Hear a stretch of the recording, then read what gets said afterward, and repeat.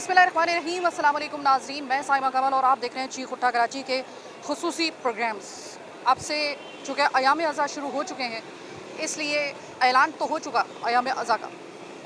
हम पहला अपना जो स्पेशल प्रोग्राम कर रहे हैं इस हवाले से, जो कि आप हर साल मुहर्रम अल हराम के हवाले से चीख उठा कराची के खुसूसी प्रोग्राम्स देखते हैं, वो इस दफ़ा भी आप देखेंगे। आगाज़ हम आज एक ख़ास प्रोग्राम से कर रहे हैं। इस वक्त मैं मौजूद हूँ अब्बास टाउन। इस वक्त ये वो जगह है, 6 मार्च 2013 पूरी दुनिया को और बिलखसूस कराची को दहला के रख दिया था एक धमाके ने। 50 से के तकरीबन लगभग फिगर बताया जा रहा है कि यहाँ से जनाजे उठे थे अब्बास टाउन। साने है अब्बास टाउन। 13 साल, तकरीबन 12 साल से ज़ायद का अरसा गुजर चुका। 2013 में 6 मार्च 2013 में ये हुआ था। सिर्फ इनका कसूर ये था, हालांकि यहाँ पे अहले सुन्नत की भी यहाँ से बहुत से जनाजे उठे, वो भी उन्होंने भी इनके साथ कंधे से कंधा जो मिलाकर वो खड़े हुए थे, उन्होंने उसकी भी कीमत अदा की। उस हारमनी को बचाने के लिए यहाँ से कितने जनाजे उठे थे वो मैं आपको दिखाने के लिए आई। आज मैं अब्बास टाउन के उन शहीदों से मैं सबसे पहले वो प्रोग्राम यहीं से शुरू कर रही हूँ। हमारे सिक्योरिटी फोर्सेस की जवान की जान भी गई है, एहलकारों की जान भी गई है। मैं सबसे पहले मैं उस जगह पे आपको लेकर आई हूँ जहाँ पर ये धमाका हुआ था। ये ऐसी जगह नहीं थी। 6 मार्च 2013 में ये मंजर ऐसा नहीं था। 3 मार्च 2013 में ये ऐसी जगह नहीं थी, ये ऐसे मनाजिर नहीं थे। इस वक्त मैं मुस्तफ़ा साहब आपसे बात करना चाहूँगी। मुस्तफ़ा, 3 मार्च 2013 नज़रों के सामने तकरीबन ये मगरिब के बाद का वक्त, इशा के और मगरिब के बाद का वक्त, क्या मंजर था जिस वक्त ये पहला ब्लास्ट हुआ? बाजी मैं उस टाइम पे घर पे था जी। ये बिल्डिंगें वगैरह नीचे गिर गई थी। मेरी नजरें अगर धोखा नहीं खा रही हैं, इस जगह पे वो गड़ा था जो कि इतना गहरा था जहाँ पे वो धमाका हुआ था। ये अल्टो की जो पीछे जगह है यहाँ पे गड़ा हुआ था। तकरीबन उसको भरने में इन्होंने रखा था, तकरीबन 10 दिन लगे इसको भरने के अंदर।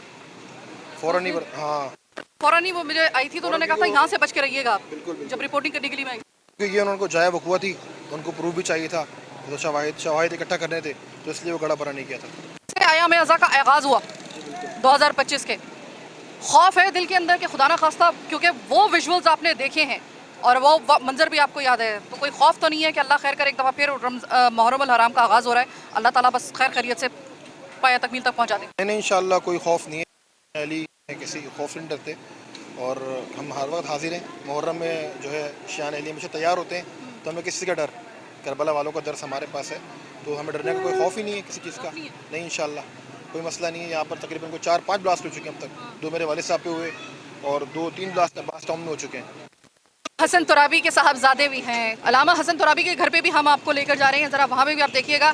उस शख्स ने भी इत्तेहाद, आपस में तफरकेबाजी की नफ़ी करते हुए इत्तेहाद की बात की थी और इसी पादाश में उनको चुप करवा दिया गया था हमेशा के लिए।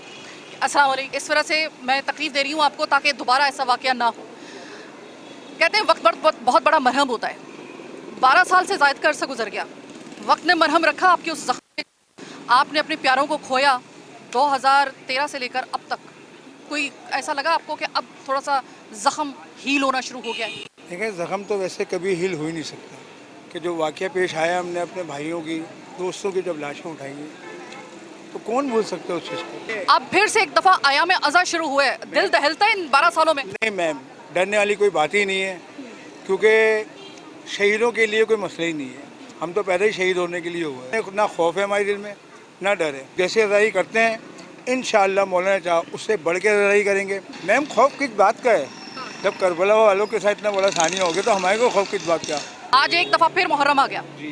मुझे ये बताइए कि मुहर्रम में आपको अपने वो शहीद कितने याद आते हैं जो खुद आपके साथ अज़ादारी में शरीक होते थे? देखें, वो तो हर पल, देखें मुहर्रम में याद नहीं आते, मुहर्रम में तो आते ही हैं, पर वो हर पल याद आते हैं, क्योंकि हमारी जान थे वो। कहने का मतलब ये देखें, शहीद तो शहीद रहेगा, चाहे कोई भी हो। दुश्मन ने बड़ी कोशिश की कि आपस में तफरका हो, एक दूसरे के सामने भाई भाई खड़ा हो जाए, मसलक की बुनियाद पर, ज़ुबान की बुनियाद पर।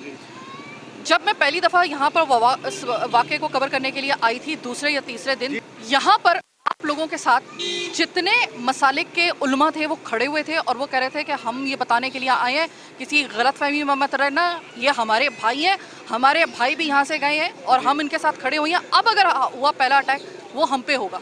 तो आपको ये इत्तेहाद कैसा लगा था उस वक्त? जितना दुख दर्द हमारे अंदर था ना, तो दुख दर्द उनके अंदर भी भरा हुआ था। तो उनको साथ खड़ा होना लाजमी मंजूर था कि साथ खड़े होकर हमारा दुख दर्द बांटें ताकि हम उनका दुख बांटें। ये लोगों को, सियासतदानों को या मौलानाओं को, अल्लामों को सोचना चाहिए कि मिल बैठ के बात करें। रसूल के नवासे का गम है, ये मेरे घर का या इनके घर का गम नहीं है। ये जब रसूल के नवासे का गम है तो भाई मिल के करो ना इस चीज़ को। मैं अपने ज़ाती काम के लिए बोलूँ तो आप मना कर दो।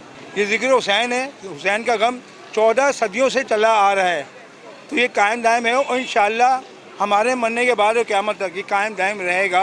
ये बिल्डिंग गिर चुकी थी, ये भी आधी डैमेज हो चुकी थी।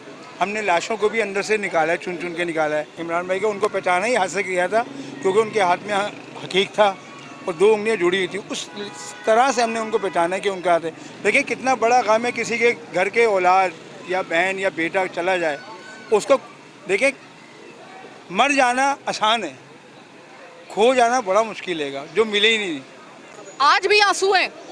12 साल वक्त ने मरहम रखकर भी इनके उस जख्म को अभी तक पूरी तरह हील नहीं किया है।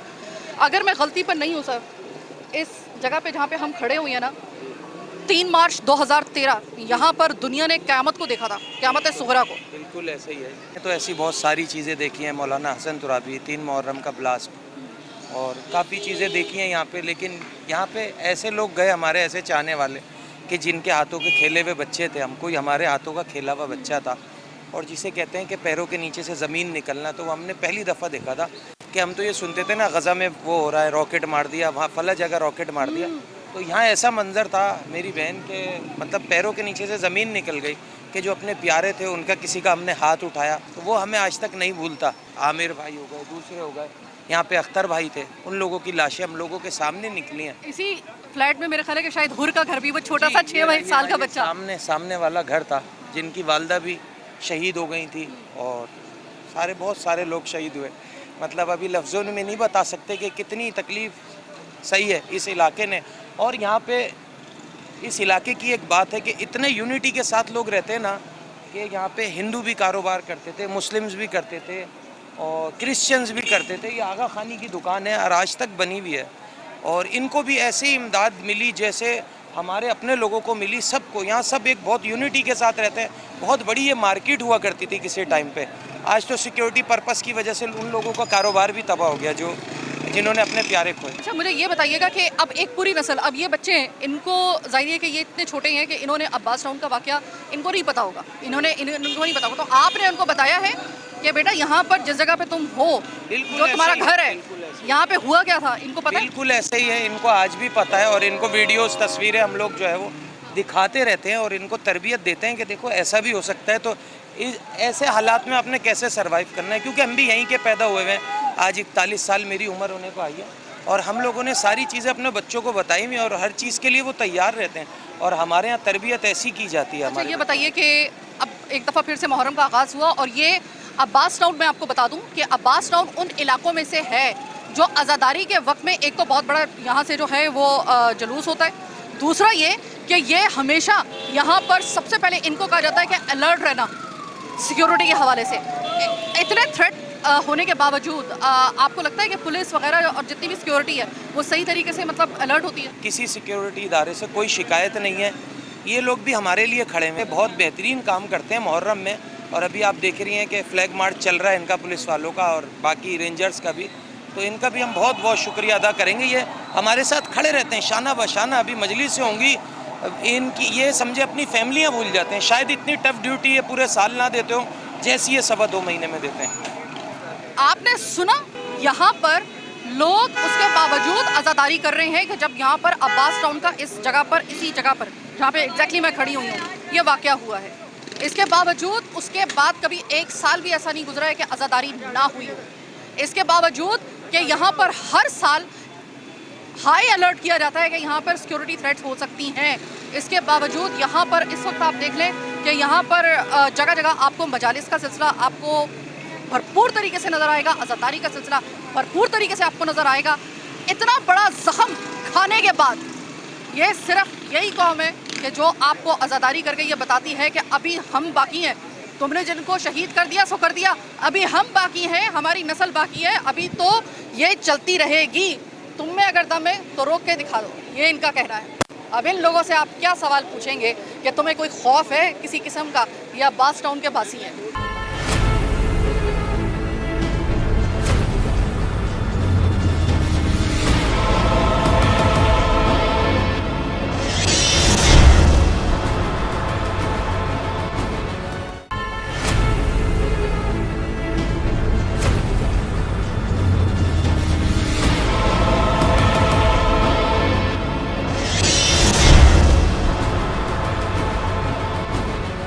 इस वक्त जिस घर में मैं बैठी हुई हूँ, इस घर का तारुफ यही काफ़ी है कि ये इलामा तुराबी साहब शहीद का घर है। ऐसा कोई शख्स इस वक्त कराची में हो नहीं सकता या पूरे पाकिस्तान में हो नहीं सकता कि जो कि शहीद तुराबी साहब से वाकिफ़ नहीं होगा। अच्छा, ये घर चूँकि वाक़या कहाँ पे है? अब्बास टाउन में। इस घर में सबसे पहली जो शहादत दी वो एक ऐसे नाम ने दी कि जिससे बहुत बड़ा नुकसान हुआ पाकिस्तान का। उनको नहीं कि घर के दहलीज़ के ऊपर जिस तरीके से शहीद किया गया, अभी तो वो गम जो था वो भी ताज़ा ही था कि फिर उसके बाद अब्बास टाउन, और अब्बास टाउन के बाद फिर इसी घर से ज़ैन तुराबी की जिस तरीके से उनकी शहादत की खबर आई। इस वक्त उनके जो भाई हैं वो मेरे साथ मौजूद हैं। कैसे हैं सर? अल्हम्दुलिल्लाह, अल्लाह का शुक्र। आप बताइए? ठीक ठाक। अल्हम्दुलिल्लाह, मौला का करम। देखिए, मैं यहाँ पे आई हूँ कि आज 12 साल हो गए इस वाक़े अब्बास टाउन को। वो कहा जाता है कि वक्त बहुत बड़ा मरहम होता है। क्या इस शहादतों के बाद अब्बास टाउन का फिर वाक़या होता है, और फिर उसके बाद फिर यहाँ पर मुझे वो तमाम मनाजिर याद हैं जब मैं रिपोर्टिंग करने के लिए आई थी। तो मुझे ये बताइए कि वक्त ने मरहम अभी तक रखा है आपके ज़ख्मों पर या नहीं? बुनियादी तौर पर ये धमाकों का सिलसिला शुरू होता है 2006 से, जिसमें पहला धमाका होता है पैराडाइज बेकरी के पुल के ऊपर, और उसमें वाले साहब की गाड़ी बुरी तरीके से डैमेज हो जाती है, लेकिन उनकी जानी नुकसान नहीं होता। परवरदिगार की तरफ से वो एक नई ज़िंदगी अल्लाह ने बख्शी।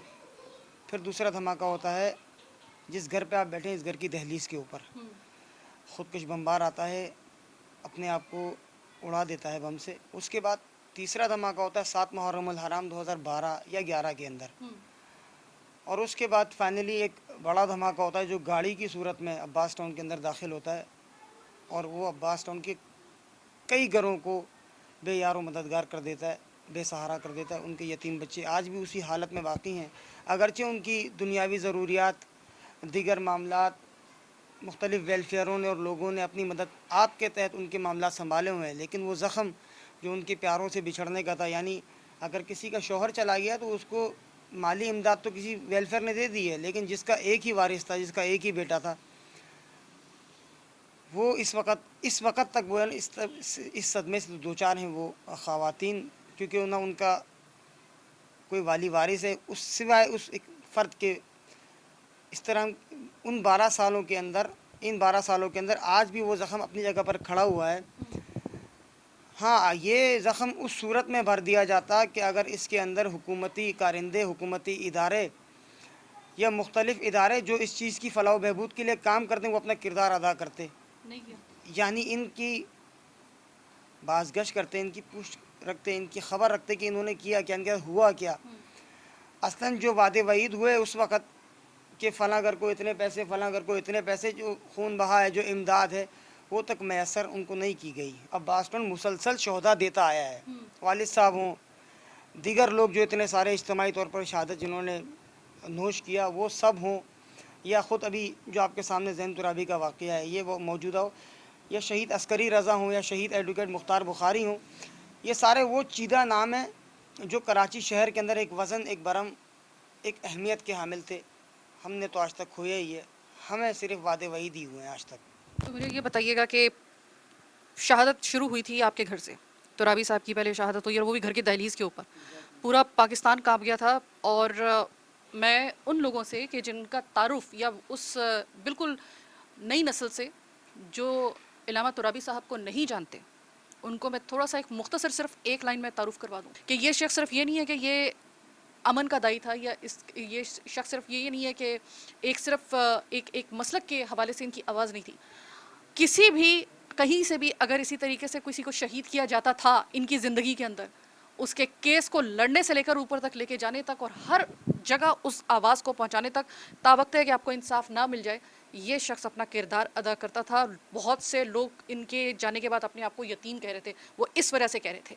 फिर एक जालिमों ने फिर वो आवाज़ ही छीन ली, उस आवाज़ को जो दूसरों की आवाज़ बनता था, दूसरों के साथ खड़ा होता था, उस शख्स की आवाज़ बंद कर दी, वो भी घर की दहलीज पर। अच्छा, अब ये बताइएगा कि उसके बाद से, अब्बास टाउन के बाद से फिर कुछ वो इतना बड़ा एक वाक़या हो गया था कि उसके बाद से जो था ना, वो फिर सिक्योरिटी फोर्सेस ने और दीगर हमारे इदारों ने बहुत कलीदी किरदार अदा किया और बहुत सीरियस लिया था। उसके बाद कोशिश की गई कि हत्तुल वसा कि ये वाक़यात अब दोबारा जन्म ना ले सकें। उसके बाद आपने देखा कि कई 12 सालों से कई मुहर्रम आ रहे हैं कि हम अल्लाह का शुक्र है सही तरीके से मुहर्रम, अभी मुहर्रम का आगाज़ हुआ।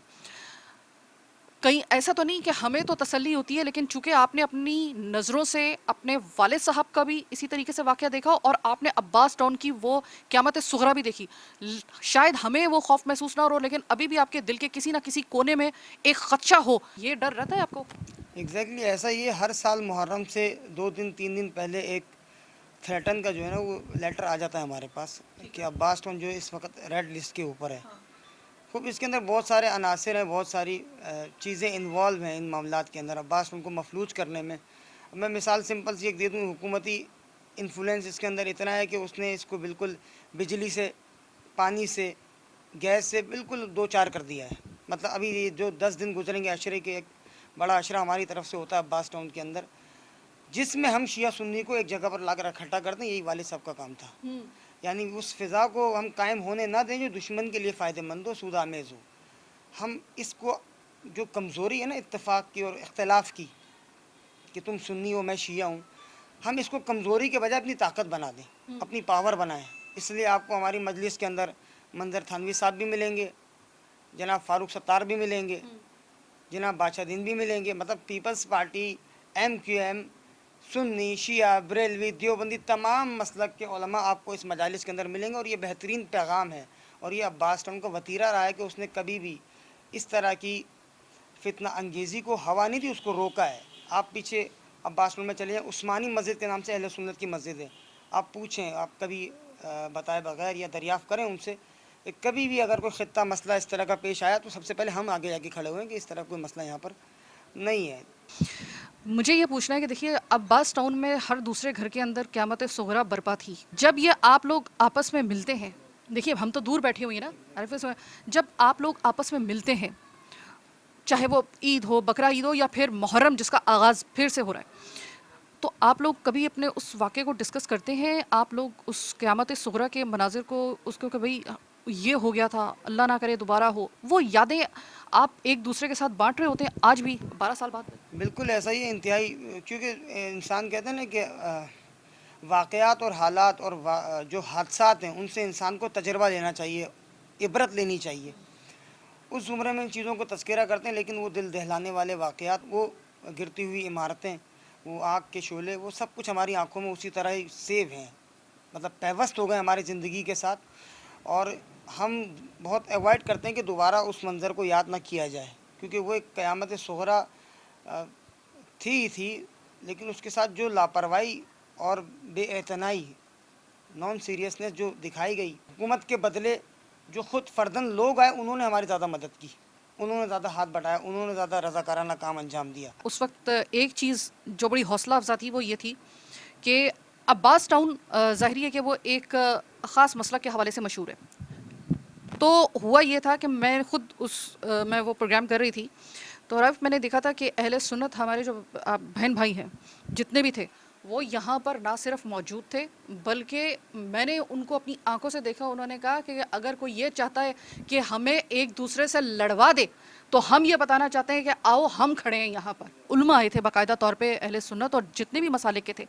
जब आप लोगों को इस बात ने कितना हौसला दिया कि आप लोग अकेले नहीं है, फ़ायदा पहुँचाया आगे चल के इन वाक़यात की रोकथाम में? आयतुल्लाह सिस्तानी का कौल है ना, ये हमारे भाई नहीं, हमारे नफ्स हैं, हमारी जान है।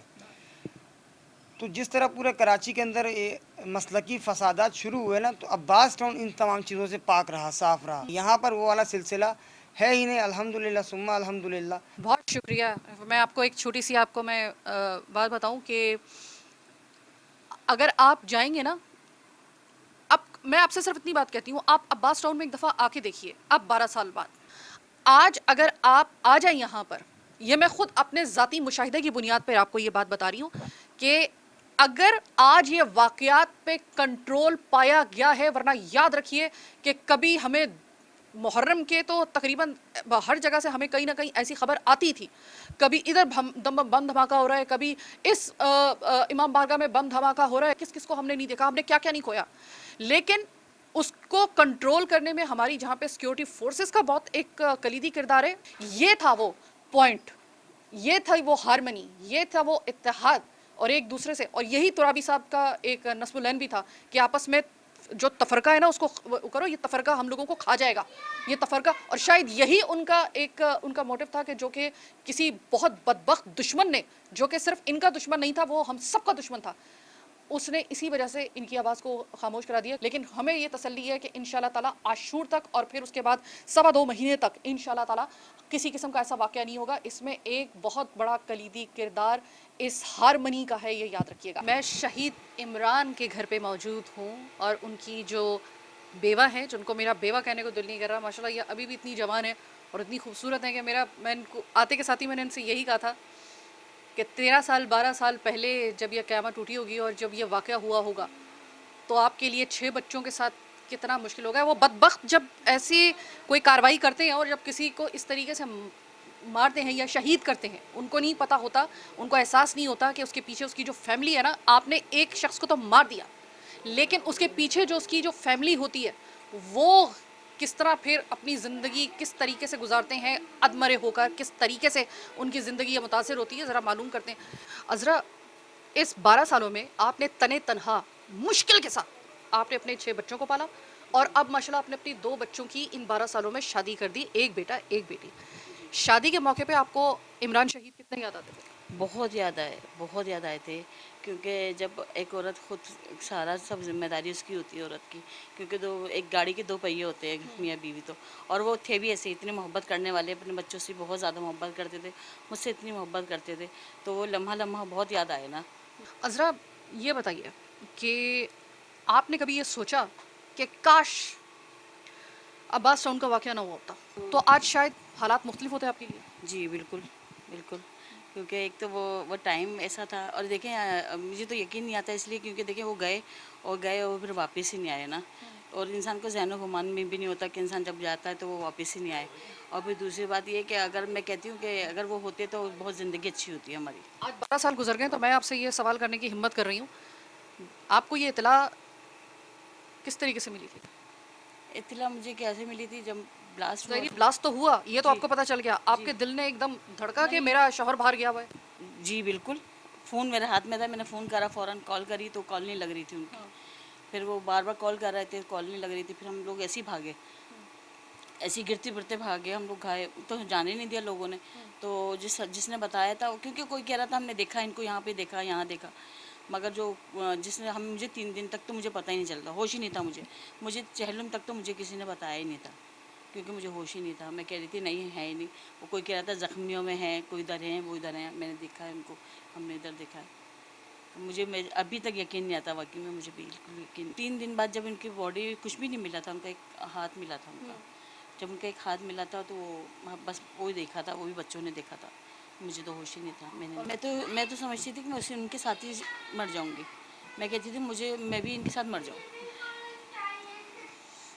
मैं जिनके ऊपर गुजरती है ना ये वाक़यात, याद रखिएगा, आज अगर ये वाक़यात नहीं हो रहे, इनमें एक बहुत बड़ी कुर्बानी अब्बास टाउन के शहीदों की है, क्योंकि जब ये इन्होंने अपने जनाजे उठवाए थे तब जाके यकीन हुआ था कि हाँ अब हो गया मामला बहुत सीरियस और अब करना पड़ेगा इसके खिलाफ एक्शन। और उसके बाद जो था वो फिर एक तरीके से जो था ना वो एकदम स्ट्रॉन्ग किस्म के डिसीजंस लिए गए थे सिक्योरिटी के हवाले से।